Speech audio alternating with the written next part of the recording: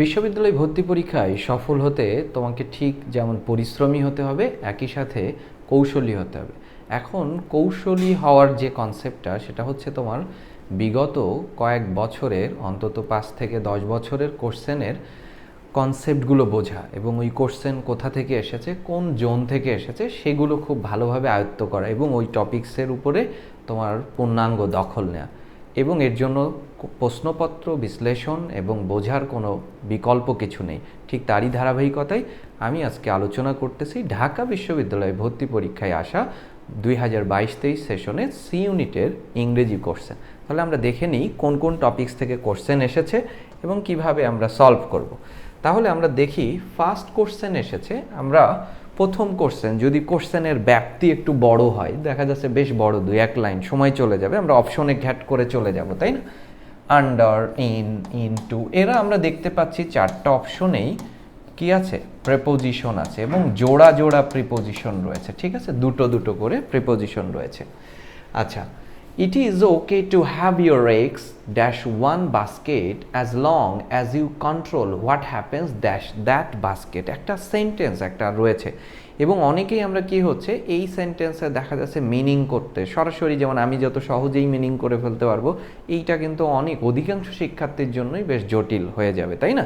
তাহলে আমরা যেহেতু আমাদের প্রশ্ন খুব অল্প সময়ের মধ্যে সলভ করতে হবে, দেখে ফেলে আমরা আসলে প্রথমত যে প্রিপোজিশনটা বসেছে হ্যাপেন্স, এই জায়গাটা আসলে খুব, যারা অ্যাডমিশন প্রস্তুতি নিচ্ছে, এটা খুব কমন একটা প্রিপোজিশন, তাই না?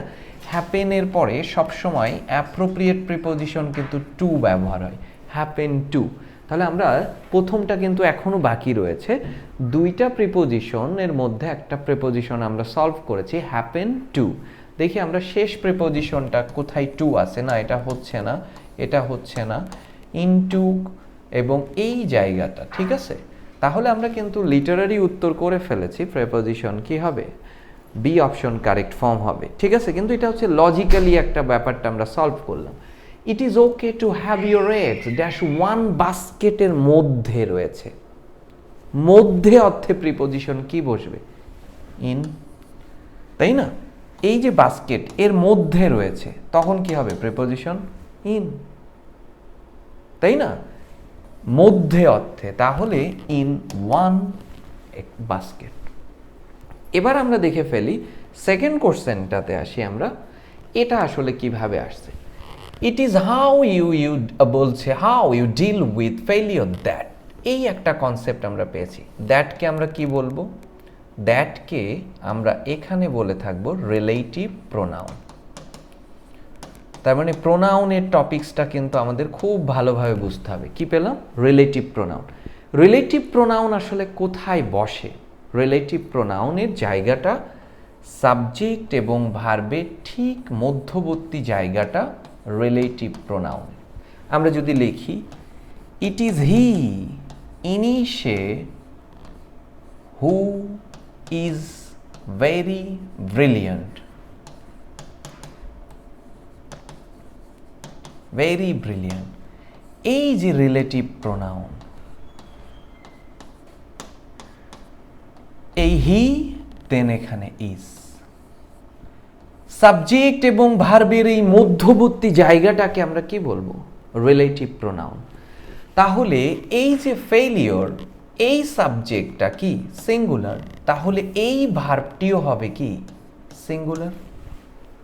ভার্ব কিভাবে সিঙ্গুলার হয়, ভার্বের সাথে যখন এস অথবা ইএস যোগ হয়, তখনই ভার্বটি হয়ে যাবে কি সিঙ্গুলার।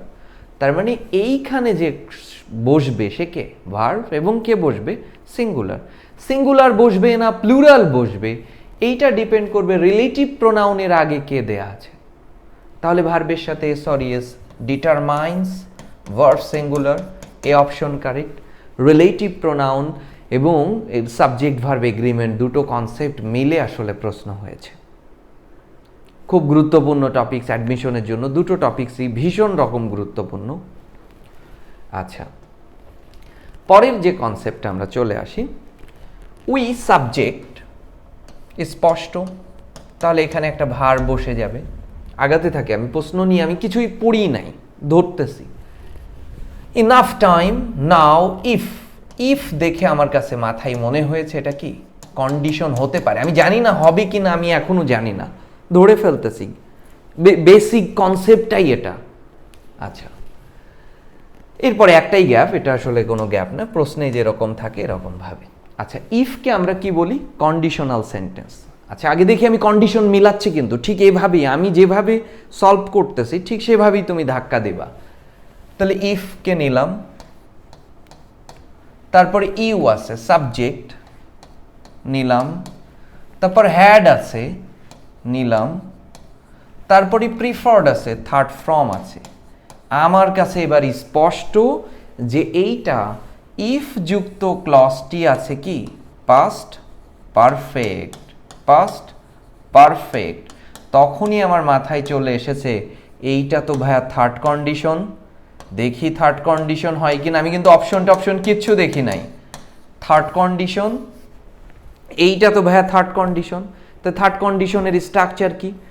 ইফ যুক্ত সাবঅর্ডিনেট ক্লজটি পাস্ট পারফেক্ট হলে প্রিন্সিপাল ক্লজ হবে subject, would have, could have, might have, ভার্বের third form, could have, might have, এবং এরপরে ভার্বের কি থার্ড ফর্ম,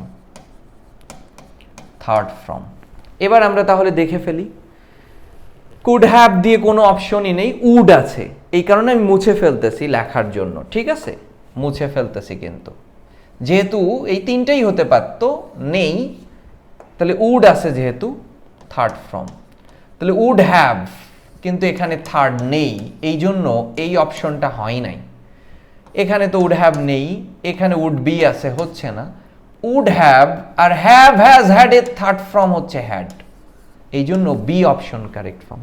দেখেছো কন্ডিশন থেকে কিভাবে কোশ্চেন তোমার এসে গেছে, কন্ডিশনাল সেন্টেন্স। জাস্ট কোশ্চেনটা ধরতে পারা, কোন জোন থেকে প্রশ্ন, এই যে মুহূর্তের মধ্যে ঢুকে ফেলাটা, এইটা হচ্ছে অ্যাডমিশনের সব থেকে দুর্দান্ত টেকনিক। তাহলেই তুমি সফল হবা, বুঝতে পেরেছো? তাহলে পরের কোশ্চেনে চলে আসি। What is the meaning of the, আচ্ছা, storm in a tea cup, চায়ের কাপে ঝড়। চায়ের কাপে ঝড় ব্যাপারটা কি বলো? চা খেতে খেতে কি নিয়ে কথা বলো তুমি? চায়ের দোকানে কি নিয়ে কথা? তর্ক বিতর্ক, রাজনীতি নিয়ে? কোনো সার্টেইন কোনো পয়েন্ট আছে যে এইটা নিয়েই আজকে চমকের রফিকের চার দোকানে যেমন আলোচনা হবে, টিএসসিতে আজকে এইটা নিয়ে না, এরকম না, হুট করে একটা যে কোনো কিছু নিয়ে আলোচনা হইতে পারে, এই নিয়ে তর্ক বিতর্ক মারামারি পর্যন্ত চলে যায়, চায়ের কাপে ঝড়। তো এইটা এ বার্নিং ইস্যু, একদম যে বার্নিং ইস্যুই হইতে হবে এমন না, বহুল আলোচিত কনসেপ্ট সেটাই না। এখন যেমন রাজনীতি নিয়ে আলোচনা হচ্ছে, শেখ হাসিনা কই গেছে, হ্যান ত্যান, আবার আসবে কি কি পরিস্থিতি রাজনীতির, এইসব নিয়ে একটা আলোচনা আছে। এর মধ্যে হুট করে বলে ফেললো যে ব্রাজিল তো এবার জীবনে আর কখনোই ওয়ার্ল্ড কাপের কোয়ার্টার ফাইনালের পার হতে পারবে না। এই যে মানে এলোমেলো, কিন্তু সেটা উত্তপ্ত অবস্থার মধ্যে, মানে যে কোনো কিছু নিয়ে একটা এক্সাইটমেন্ট আনা, ঠিক আছে? So great excitement about something trivial, যে কোনো গ্রেট এক্সাইটমেন্টে পৌঁছে যাওয়া, এটাই চায়ের কাপে ঝড়, ঠিক আছে? Storm in a tea cup. আচ্ছা, পরের কোশ্চেনে আসি। আমরা দেখতে পাচ্ছি সব আর্টিকেল থেকেও দেখো প্রশ্ন এসেছে ঢাকা বিশ্ববিদ্যালয়, তাই না? তার মানে আর্টিকেলও কিন্তু আমাদের আলোচ্য বিষয়। আচ্ছা, হোয়ার ইজ অপ আছে, অপ থাকলে আগে আর্টিকেল দি ব্যবহার করবা। দি এবং অপের মাঝে প্রেপোজিশন কি? দি আর অপের মাঝে নাউনের একক আধিপত্য। দি আছে, অফ, অপ আছে, দি, দি আছে, অফ, ক্লিয়ার? আর এটা নীল একটা নদীর নাম, তাহলে নদী সমুদ্রের নামের আগে আর্টিকেল দি বসে যাবে, তাহলে এই অপশন কারেক্ট ফর্ম। খুব বেসিক ব্যাপার থেকে কিন্তু প্রশ্ন এসেছে, তাই না? এই ধরনের প্রশ্ন আসলে তোমাকে তো হবে না। আর ক্লাসে তো আমার ক্লাসে যে ব্যাপারটা হবে পূর্ণাঙ্গ, মানে তোমার আসলে বেসিক ব্যাপারগুলো নিয়ে আর কোনো দিনই কোনো ঝামেলা হবে না। এবং আমি চেষ্টা করব দেশের সব থেকে, তুমি জাস্ট দেখলেই বুঝতে পারবা, অসংখ্য কোশ্চেন ব্যাংক সলভ ভিডিও আছে, আলোচনা, ধরন, এইটুকু জাজমেন্ট তুমি করতে পারবা, খেয়াল করো। তাহলে পরের কোশ্চেনে চলে আসি আমরা। এটা কি আমরা, আমার যে একটা কোর্স চলতেছে ঢাকা বিশ্ববিদ্যালয় ভর্তি, ঢাবি স্বপ্নপূরণ 3.0, এই ব্যাচে, অর্থাৎ এটা আমার অ্যাডমিশনের অনলাইনে 3rd ব্যাচ হতে যাচ্ছে। এবং এখানে কি পাচ্ছ তুমি, পুরো ক্লাসটা কি হচ্ছে ফেসবুক লাইভ এবং একই সাথে জুম, তোমার এবং আমার একটা ইন্টারাকশন চলবে। তোমার বেসিক ক্লিয়ার না হয়ে কি যাবে, তাই না? এবং তুমি দেশের সব থেকে ইফেক্টিভ, দেশের সব থেকে ইনফরমেটিভ এবং সব থেকে অভিজ্ঞ শিক্ষক, সব থেকে অনেক অনেক তুমি যে সহজেই জাজ করতে পারো, এটার সমন্বয় হচ্ছে এই ঢাবি স্বপ্ন পূরণ 3.0। এটা নিয়ে আলটিমেটলি আর কিছু বলার কিছু আসলে নাই। জাস্ট আমরা 10 অগস্ট থেকে ক্লাস শুরু করতেছি, দেন বুঝে যাবে যে কি অবস্থা। তাহলে দেখো, that's the gentleman dash I spoke about the job. এখন আমি অপশনগুলোর মধ্যে কি পাচ্ছ, হু, হুম, এগুলোই পাচ্ছ। এদেরকে কি নামে ডাকো? Relative pronoun. রিলেটিভ প্রোনাউন দেখেছ, এই বছরে রিলেটিভ প্রোনাউন থেকে 2টা কোশ্চেন আসছে কিন্তু আমি জানি না এর পরেও আছে কিনা, বাট 2টো পেলা কিন্তু রিলেটিভ প্রোনাউনের লেগেছে। একটাতে রিলেটিভ প্রোনাউনের সম্পর্কে ধারণায় লেগেছে সলভ করতে গেলে, এবং এখানে সরাসরি রিলেটিভ প্রোনাউন নিয়ে তোমাকে জানতে হচ্ছে। তো আমি দেখতে পাচ্ছি অপশনগুলোর মধ্যে হু আর হুম রয়েছে। ক্লিয়ার? তাহলে আমরা দেখে ফেলি। হু এর অবজেক্ট হচ্ছে হুম, ভালো করে বুঝো, হুম। এই হু থেকে এসেছে হু এভার। এই হু আর হু এভার ঠিক ভার্বের আগে বসে। ক্লিয়ার? আর হুম এবং হুমেভার এরা বসবে নাউন অথবা প্রোনাউনের আগে। হু আর হুএভার বসবে কি ভার্বের আগে, হুম আর হুমেভার বসবে কি নাউন অথবা প্রোনাউনের আগে। ক্লিয়ার? এই হু আর হুম এরা নির্দিষ্টতা জ্ঞাপন করবে, আর হুএভার আর হুমেভার অনির্দিষ্টতা জ্ঞাপন করবে। ক্লিয়ার? এবার গ্যাপের পরে দেখো কি আছে, আই। এটা একটা প্রোনাউন। যেহেতু একটা প্রোনাউন, তাহলে কোনো অবস্থাতেই এখানে হু বা হু ওয়েভার কেউ বসতে পারবে না। সো আমি কিন্তু একেবারেই বাদ দিয়ে দিচ্ছি হু। আমার এই জায়গাতে বসা দরকার কাকে? হুমকে। সিলেক্ট। কিন্তু আমার এই জায়গাটা কার জায়গা? আমার এই জায়গাটা হুমের জায়গা। ক্লিয়ার? এবার দেখো, দ্যাটস দ্য জেন্টলম্যান, ওই যে দ্যাটস দ্য জেন্টলম্যান, তাকে whom I spoke about the job, তার মানে ওই জেন্টলম্যানকে উদ্দেশ্য করে তুমি তোমার জব সম্পর্কে বলেছিলে। তাহলে উদ্দেশ্য অর্থে কি বসে? প্রিপোজিশন টু হুম। এই জন্য আমরা ডি অপশনটাকে কি করলাম? কারেক্ট ফর্ম করলাম। পরের কোশ্চেনটাতে চলে আসো। 3/4 অফ দ্য, দেখো সবগুলো অপশনে আর ইজ কাভার্স, তার মানে কি হচ্ছে 4টা অপশনে 3টাই শুরু হয়েছে ভার্ব দিয়ে, এটা ছাড়া। তখন তুমি বুঝে যাবা, যেহেতু ভার্ব দিয়ে অপশন, বুঝে যাবা তোমাকে সাবজেক্ট খুঁজতে বলতেছে। সাবজেক্ট খুঁজে ভার্ব বসানো একটা কোন টপিকস থেকে আসলো? সাবজেক্ট খুঁজে ভার্ব বসানো, এইটা তো তোমার সাবজেক্ট ভার্ব এগ্রিমেন্ট থেকে এসেছে। তাহলে সাবজেক্ট ভার্ব এগ্রিমেন্টের প্রশ্ন এটা। সাবজেক্ট ভার্ব কি এগ্রিমেন্ট। এখন সাবজেক্ট ভার্ব এগ্রিমেন্টের যেটা 3/4 ভগ্নাংশের কথা বলেছে, ঠিক আছে? 3/4। তো 3/4 কি বলো? ম্যাথমেটিক্যালি আমরা কি বলি? ভগ্নাংশ। এখন দেখো সাবজেক্ট ভার্ব এগ্রিমেন্টের পপুলার ব্যবহার, most of, majority of, minority of,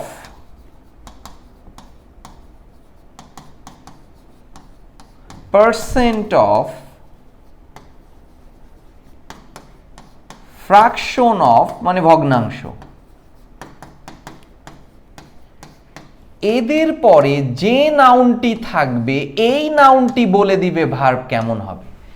এই যে এদের পরে এই নাউনটি যদি সিঙ্গুলার থাকে ভার্ব সিঙ্গুলার হবে, প্লুরাল থাকলে ভার্ব প্লুরাল হবে। তো বলা হচ্ছে দ্য আর্থ সারফেস, পৃথিবীর উপরিভাগ।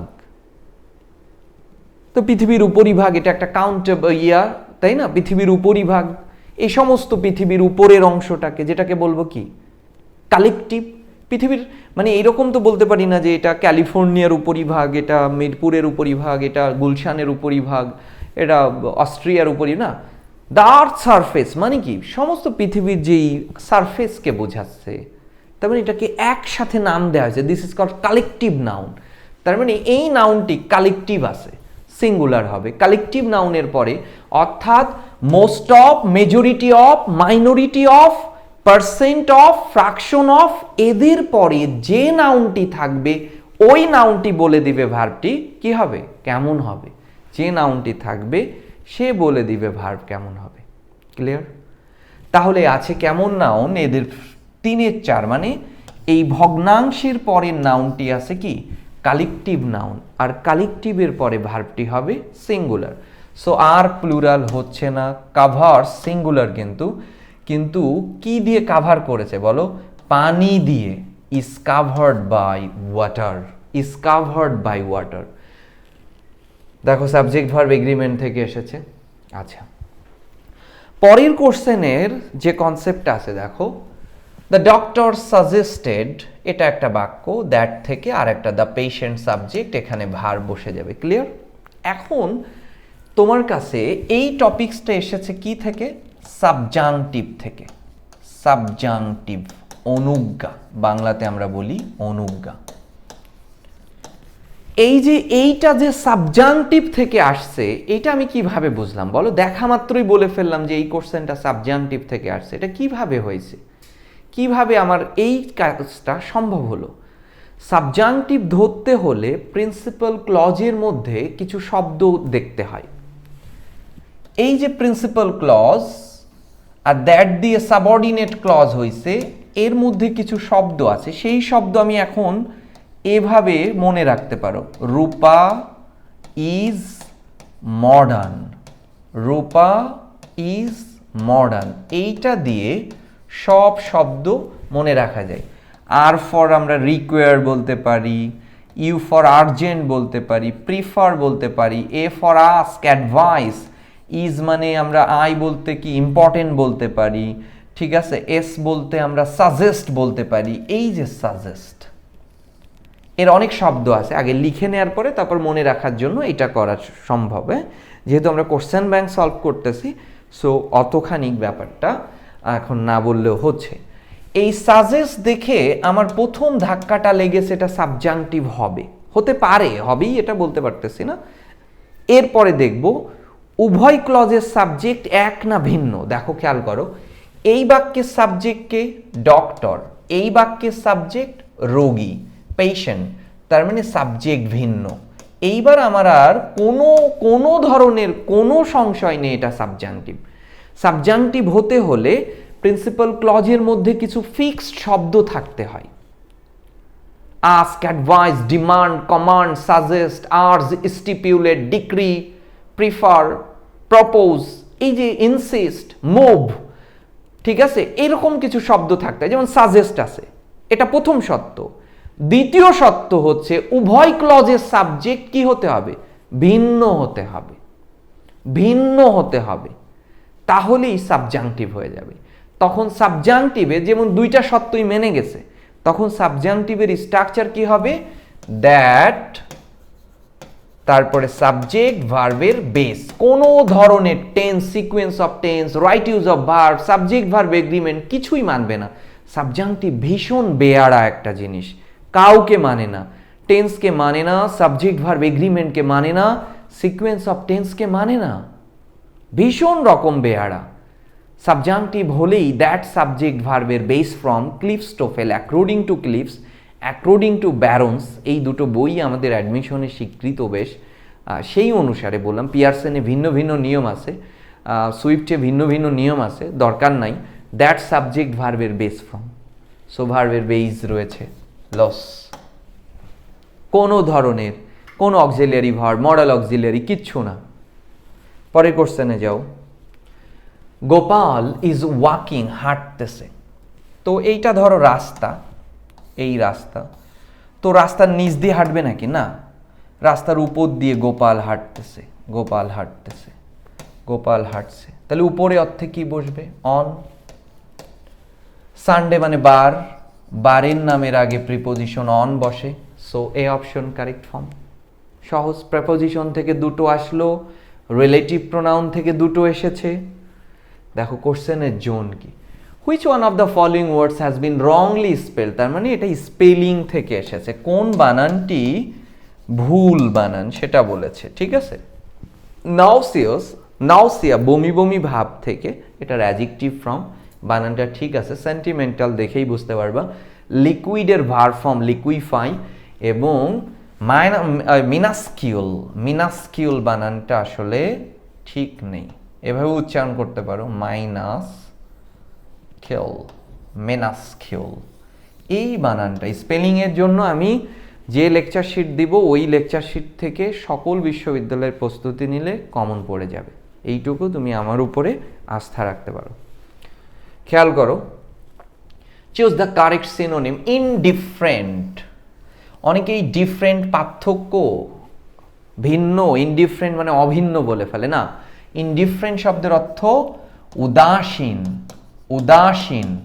Callous, অ্যাপাথিক, indifferent. সিমিলার মানে একই, কন্ট্রাস্টিং না এটা হচ্ছে না, কনসার্নিং হচ্ছে না, অ্যাপাথিক, অ্যাপাথিক। ইনডিফারেন্ট মানে উদাসীন, ক্যালাস। এবং দেখো, চুজ দ্য কারেক্ট অ্যান্টোনিম। নোটাবল, নোটাবল শব্দের অর্থ কি? তুমি কিন্তু লেখো উল্লেখযোগ্য, উল্লেখযোগ্য। ইনসিগনিফিক্যান্ট, রিমার্কেবল মানে উল্লেখযোগ্য, এটা সিনোনিম হবে। হ্যাঁ, তারপরে ইলাস্ট্রিয়াস, মানে ইলাস্ট্রিয়াস কি বলো? ইলাস্ট্রিয়াস, খুব বর্ণিল, মানে এটাকে বর্ণিল বলা যায় না, বাট বাংলা আমরা বললাম যে doctor Yunus has an illustrious career, তার বর্ণিল ক্যারিয়ার, বুঝতে পারছো? না না, উপমায়, তার মানে উল্লেখযোগ্য, কিন্তু কাছাকাছি অর্থ হতে পারে।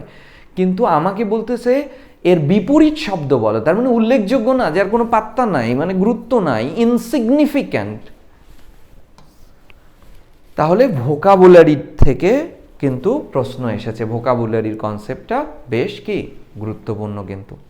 আচ্ছা, তাহলে আমরা দেখো, খেয়াল করো যে তোমাকে এই প্রশ্নপত্র দেখে কোন কোন জোন থেকে খাতাতে তোমার লিখতে হবে, এটা এই টপিকস থেকে আসছে, এটা এই টপিকস থেকে আসছে, এবং তোমার একটা সামগ্রিক প্রস্তুতি দেখবে বেশ একটা লিস্ট হয়ে যাচ্ছে তোমার, ঠিক আছে। তখন তোমার জায়গাগুলো কি ধরে নিলা, এরপরে এই ব্যাপারগুলোকে সলভ করতে হলে আরও আনুষঙ্গিক কোন কোন টপিকস লাগবে, তখন তোমার মস্তিষ্কের মধ্যে কিন্তু এটা কি চলে আসলো। কিন্তু এটা হচ্ছে সবচেয়ে গুরুত্বপূর্ণ, কোশ্চেন পত্র বোঝার যে ব্যাপারটা, এটা ভীষণ রকম গুরুত্বপূর্ণ। তো এখন তুমি দেখো যে এইটাকে সলভ করার জন্য আমি তোমাদের তারেক ভাই আছি সব সময়, এবং তোমার অ্যাডমিশন জার্নিকে আরও স্মুথ করার জন্য এবং ঢাকা বিশ্ববিদ্যালয়ের চান্স সহ অন্যান্য পাবলিক বিশ্ববিদ্যালয়ের চান্সকে নিশ্চিত করার জন্য আমরা নিয়ে আসতেছি ডিউ ড্রিমার্স থেকে ঢাবি স্বপ্নপূরণ 3.0। এখানে তুমি কি কি পাচ্ছ দেখো, বাংলা ইংরেজি 40টা ক্লাস, ক্যান ইউ ইমাজিন? 40টা ক্লাস, আবার সলভ ক্লাস নেওয়া হবে, এক্সাম 20টা থাকবে, প্রত্যেকটা ক্লাস আমি নেব, এবং তোমাকে চান্স পাওয়াই ছাড়বো। এবং চান্স না পেলে তোমার কি হবে, তুমি যে কোর্সটা আসলে কিছু তো তোমার যেটা হচ্ছে সেটাই, বাট আমি যতটুকু তোমাকে মেকআপ করতে পারি সেটা কি হচ্ছে, চান্স না পেলে তুমি যে টাকা দিয়ে অ্যাডমিশন হচ্ছ সেই পুরো কোর্সের রিফান্ডটা তুমি পেয়ে যাচ্ছ। আর্থিক মূল্যমান দিয়ে কি সেই ক্ষতিটা হবে? হবে না। বা আমারও একটা কিন্তু একটা বিশাল চ্যালেঞ্জ নিঃসন্দেহে, এবং এই দুজন তোমাকে একটা সাফল্যের দরজায় পৌঁছে দেয়া, এবং আমার কিন্তু আরেকটা সম্মান বাঁচানো একটা চ্যালেঞ্জ রয়েছে। এই দুটো মিলেমিশে যখন এক হয়ে যাবে, তখন ঢাবি স্বপ্নপূরণ 3.0 অসাধারণ একটা প্রোগ্রাম হতে যাচ্ছে তোমাদের জন্যই, ঢাবি স্বপ্নপূরণ 3.0। আর আমি ইংরেজি নিয়ে তোমার পুঙ্খানুপুঙ্খ ব্যাখ্যা, তোমার বেসিক টু অ্যাডভান্স পর্যন্ত স্ট্রং করে দেয়া, জন্য আমি ইংরেজি নিয়ে আছি তোমাদের তারেক ভাইয়া। ভালো থেকো সবাই, আল্লাহ হাফেজ।